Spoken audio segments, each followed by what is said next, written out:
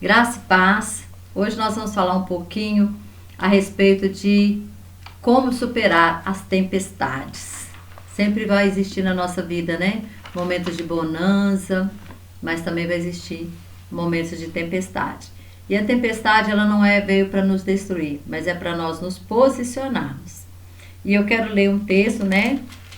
Que está aqui em Atos 27, que é a tempestade de Paulo, né? Que Paulo enfrenta quando está indo para Roma. E eu quero ler primeiro o verso 9 e 10, fala assim: passado muito tempo e já sendo perigosa a navegação, pois também o jejum já tinha passado, Paulo os admoestava. Ou seja, a navegação já estava sendo perigosa, né? Dizendo-lhes: varões, vejo que a navegação há de ser incômoda e com muitos danos, não só para o navio e a carga, mas também para a nossa vida. Mas o centurião cria mais no piloto e no mestre do que no que dizia Paulo. Então é uma lógica, né? Ele pensou assim: quem que entende de navegação? É o piloto ou é Paulo? Aí no caso, né, ele diz: olha, eu vou ouvir o piloto, porque o piloto ele entende mais de navegação do que Paulo. Paulo, ele é um pregador, né? Um pregador, ele é um apóstolo, mas ele não entende nada de navio. Ele não entende nada de navegação. Ele não entende nada de tempo. Se o tempo tá bom ou tá ruim para navegação. Então ele creu no piloto e desacreditou daquilo que Paulo falou. Sabe, irmãos, às vezes Deus nos mostra direções e a gente prefere acreditar naquilo que a gente está vendo. E às vezes é momento de agir por fé e não por vista. Paulo, ele fala que nós caminhamos por fé e não por vista. Então aquele centurião, ele desacreditou daquilo que Paulo falou. Ele falou: não, nós vamos embora. Vamos embora. Só que passado, né, um pouco de tempo, veio o quê? Uma grande tempestade. Aí no verso 15 fala assim: e sendo o navio arrebatado e não podendo navegar contra o vento, dando de mão a tudo, nós deixamos ir à toa. Ou seja, eles agora estavam à deriva. Estavam à deriva ali no meio do mar, ou seja, náufragos, né? Estavam num naufrágio. E aquela grande tempestade caindo e aquelas ondas enormes sobre o navio. Então, a primeira coisa que nós aprendemos aqui: nós nunca devemos ficar à deriva. No meio de uma tempestade, não fique à deriva. O que é ficar à deriva? É se deixar levar por qualquer vento de doutrina, é se deixar levar pela opinião de qualquer pessoa, é se deixar levar, né, por sentimentos e emoções, é se deixar levar por coisas que não agradam a Deus. Então eles começaram a deixar agora ser levado de qualquer maneira. Então, a primeira coisa, nós não podemos fazer isso no meio da tempestade. Nós temos que continuar firmes na rocha que é Jesus. Nós cantamos um hino muito, né? Que não importa a circunstância, eu te louvarei. Então, será que é verdade? Por quê? Porque circunstâncias boas vão vir, mas circunstâncias más também virão. E o que eu vou fazer? Eu vou ficar à deriva? Eu vou ouvir a opinião de qualquer um? Eu vou fazer de qualquer maneira? Eu vou sair da presença de Deus? O que eu vou fazer? Eu tenho que permanecer firme. Firme e inabalável. Eu não posso ser como um navio levando, né? Como Tiago fala, né? Sendo levado por qualquer ondas, por qualquer ventos de doutrina. Nós temos que ser o quê? Nós não podemos ser como as ondas do mar. Mas nós temos que estar o quê? Firmes, ter um propósito. Ter um propósito com o Senhor. Não seja independente da situação. Segunda coisa que aconteceu, eles começaram a jogar fora, né? Tudo aquilo que estava no navio. O 18 e o 19 fala assim: andando nós agitados por uma veemente tempestade, no dia seguinte aliviaram o navio. Ao terceiro dia, nós mesmos, com as próprias mãos, lançamos ao mar a armação do navio. E no verso 38 fala que eles jogaram fora até o trigo, até a comida. Então não jogue nada fora. Primeiro, não fique à deriva. Segundo, não jogue fora princípios e valores. Às vezes a gente começa a jogar fora, né, os nossos princípios no meio da tempestade. Você encontra pessoas que às vezes tá sumida, né, não está indo na igreja mais. Você pergunta, fulano, por que você não é igreja? Ah, porque eu estou passando uma tribulação. Você não sabe a luta que eu estou passando. Mas essas lutas, gente, a gente tem que chorar aos pés do Senhor, como diz o hino, né? É ao pé da cruz. Quanto mais luta, mais próxima do Senhor nós temos que estar e não afastar do Senhor. Tem muitas pessoas que na hora da luta eles jogam fora os princípios e valores. Volta, né? Quantos voltam para beber, volta para farra, né? Por quê? Porque eles acham que, não, essa luta é muito grande, eu não vou suportar, então eu vou voltar para a minha velha vida. Não é assim. Não jogue fora seus princípios e valores. Outra coisa, não se desespere. O verso 20 fala assim: e não aparecendo havia já muitos dias, nem sol, nem estrela, e caindo sobre nós uma não pequena tempestade, fugiu-nos toda a esperança de nos salvarmos. Quem estava escrevendo aqui? Lucas. E a gente sabe que Lucas era um homem de fé, era ali companheiro de Paulo, né? Por que eu falo que é Lucas? Porque foi Lucas que escreveu o livro de Atos. Então, Lucas aqui está falando, olha, perdemos toda a esperança de nos salvarmos. E como que nós podemos perder a esperança se nosso Deus é o Deus da esperança? O Deus que está conosco é o Deus da esperança. Então, nós não podemos perder esperança. Nós temos que estar firmes, não importa a circunstância. Por quê? Porque lá em Isaías 43 fala o seguinte: quando passardes pelas águas, elas não te submergerão. Quando passares pelos rios, eles não te afogarão. Então nós sabemos, aqui não está falando se você passar, está falando quando passar. Ou seja, o dia da tempestade vai chegar na minha vida, na sua vida, na vida de todos nós. E nós temos que estar preparados para entender que nós não vamos nós não vamos ficar à deriva, nós não vamos ser levados por qualquer outro vento de doutrina, nós não vamos ser levados por opinião dos outros, mas nós vamos ficar firmes mesmo na rocha que é o Senhor Jesus, nós vamos jogar fora os nossos princípios e valores, e nós também não vamos nos desesperar, porque nós sabemos o Deus que nós servimos. E ele diz que quando nós passarmos pelas águas, elas não nos submergerão. Quando passarmos pelo fogo, ele não nos queimará, nenhuma chama arderá em nós. Então essa é a promessa de Deus, e quem fez a promessa é fiel para cumprir. Ele é fiel para cumprir. Então nós sabemos que vai chegar a tempestade, mas nós sabemos que Deus está conosco. Então o que eu faço? Eu lanço âncoras. E qual que é a primeira âncora que eu vou lançar? Está aqui no verso 27. O 27 fala assim, olha, quando chegou a 14ª noite, sendo impelidos de uma e outra banda do mar Adriático, lá pela meia-noite, suspeitaram os marinheiros que estavam próximos de alguma terra. Mas antes disso, deixa eu ler o 23. Eu vou ler o 22. Mas agora, Paulo falando, né? Mas agora, vou ler o 21 também. Havendo já muito que se não comia, então Paulo, pondo-se em pé no meio deles, disse: fora, na verdade, razoável a varões ter me ouvido a mim, e não partir de Creta, e assim evitariam este incômodo e essa perdição. Mas agora vos admoesto a que tenhais bom ânimo, porque não se perderá a vida de nenhum de vós, mas somente o navio. Porque esta noite o anjo de Deus, de quem eu sou e a quem sirvo, esteve comigo, dizendo: Paulo, não temas, importa que seja apresentado a César, e eis que Deus te deu todos quanto navegam contigo. Glória a Deus. Lance âncora da presença de Deus. Deus sempre vai enviar anjo no meio da nossa tempestade. Deus enviou um anjo ali para dizer para Paulo: Paulo, tem de bom ânimo. Tem de bom ânimo. Então, sempre vai aparecer anjo. Anjo que vai nos ouvir. Anjo que vai orar conosco. Anjo que vai nos dar uma palavra de ânimo. Anjo que às vezes, né, vai te pagar uma conta para você, vai levar uma cesta básica. Sempre vai aparecer anjo no meio da nossa tempestade. E nós temos que entender que esses anjos, que muitas vezes são as pessoas que estão ao nosso redor, que estão sendo usadas por Deus para nos abençoar, nós temos que entender que é Deus nos abençoando. Que é Deus nos abençoando através dessas vidas. Então apareceu um anjo para ele e disse: Paulo, tem de bom ânimo. E o mais interessante, que eu acho, que ele fala assim, ele fala assim, porque eu sou a quem sirvo, esteve comigo. Ah, tá, ele esteve comigo. E o que o anjo falou?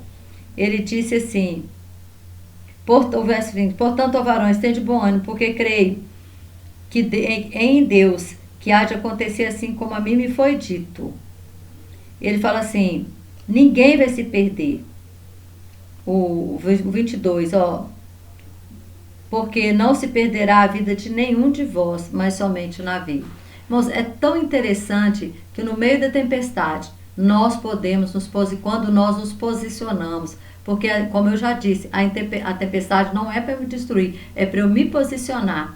Quando eu me posiciono, Deus, ele faz com que as pessoas ao nosso redor, elas sejam abençoadas. Olha para você ver todos, nem os presos, nem aqueles que estavam, a tripulação, ninguém morreu, ninguém. E eles eram, parece que 276 almas, todas se salvaram. Todas, todas, todas. E sabe quantos dias durou a tempestade? Isso mesmo, eu estou só confirmando aqui, o 37 fala, e éramos ao todo no navio 276 almas, ou seja, só um creu, até Lucas perdeu a esperança, mas Paulo continuou firme, Paulo continuou perseverando, Paulo continuou ali na rocha, dizendo, olha, eu não lanço fora meus princípios, eu não fico à deriva, não. Eu não fico aqui pensando se eu vou morrer, se eu não vou morrer. Eu sei que o Deus da vida, Ele está comigo. Ele está comigo. E eu não perco a esperança. E aí, o que acontece? Paulo, em nenhum momento ele falou que perdeu a esperança alguma. Mas o anjo aparece para ele e fala, ninguém vai se perder, só o navio. Ou seja, por causa de um homem, por causa de Paulo, um homem de fé que estava ali, Deus salvou todas essas almas, todos esses homens, eles saíram vivos.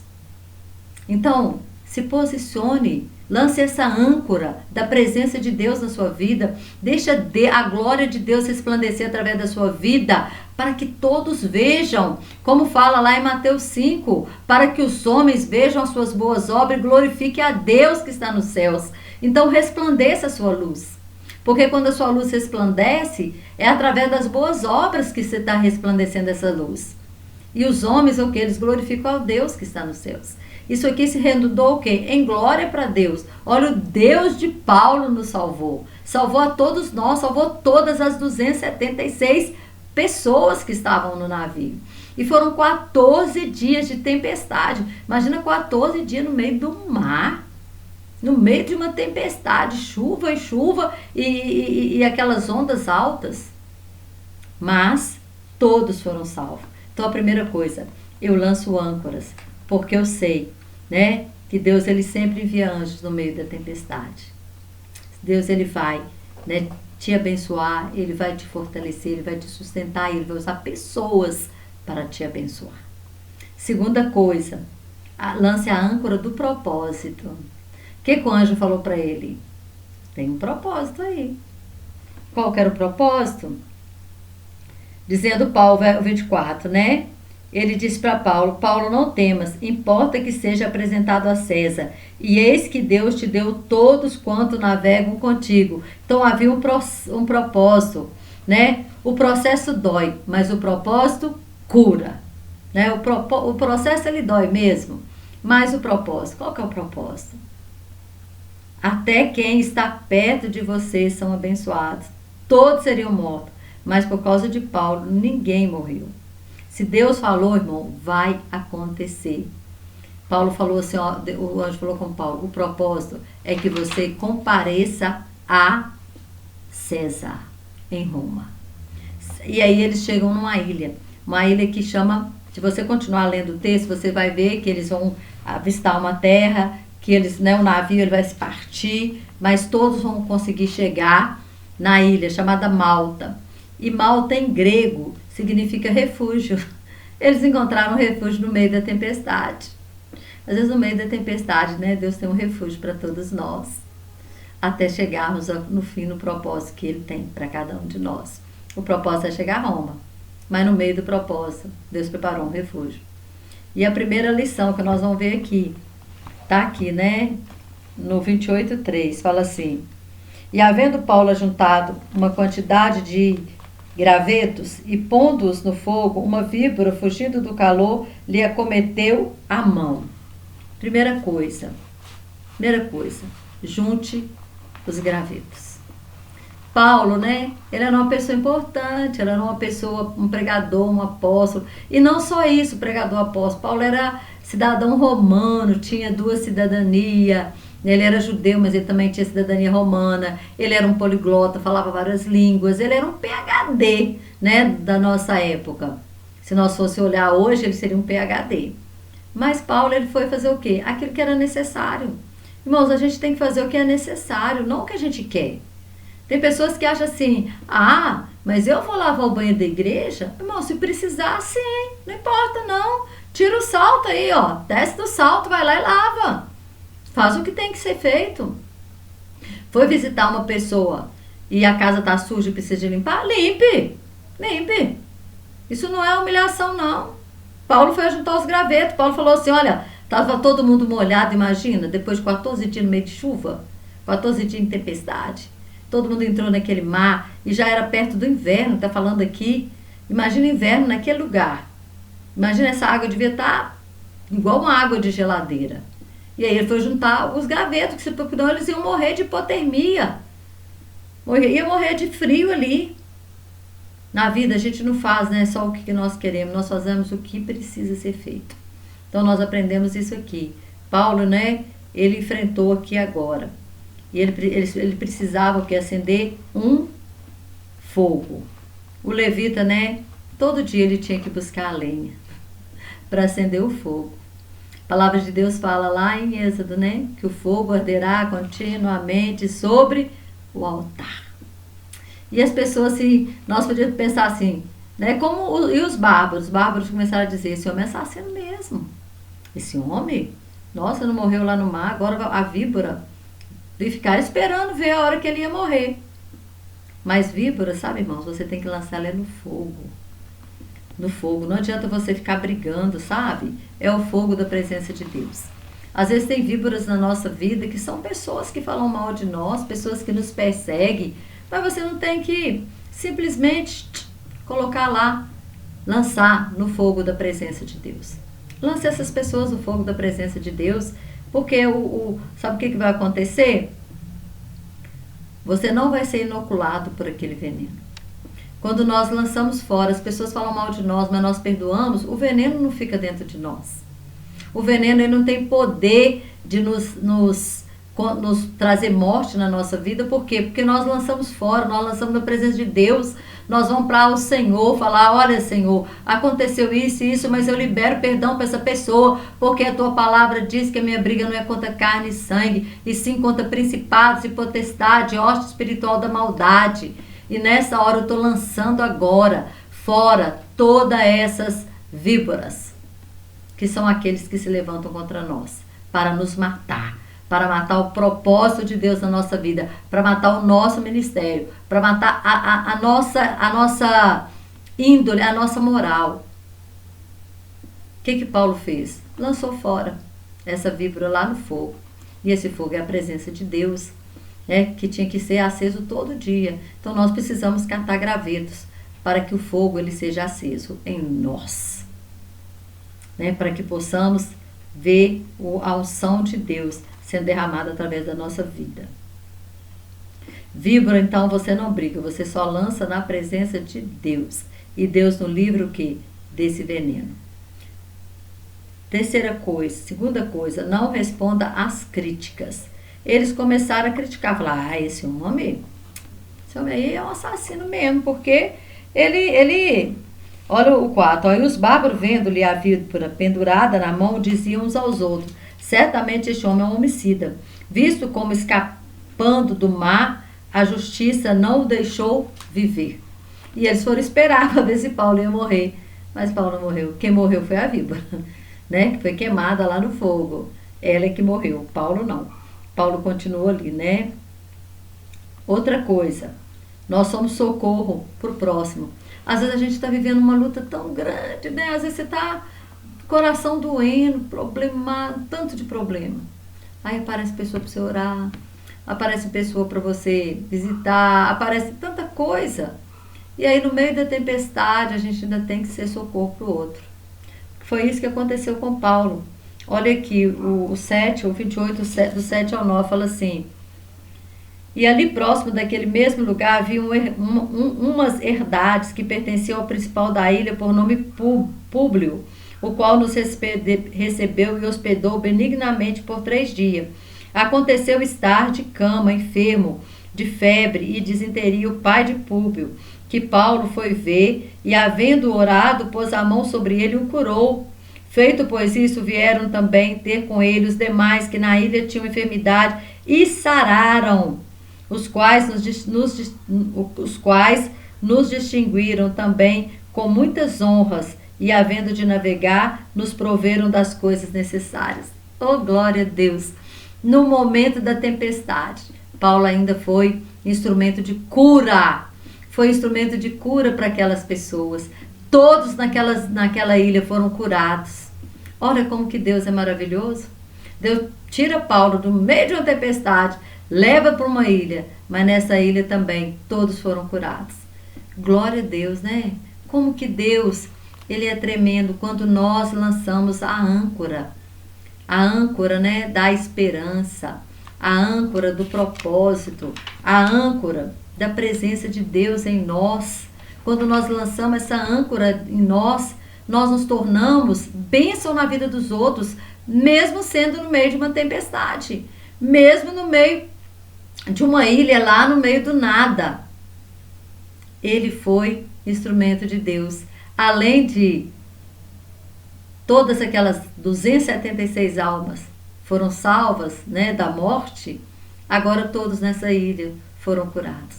Então eu quero te dizer, a tempestade, ela não veio para te destruir, ela veio para te posicionar e para mostrar o Deus que você serve, que é muito maior que qualquer tempestade. Que Deus te abençoe muito, em nome de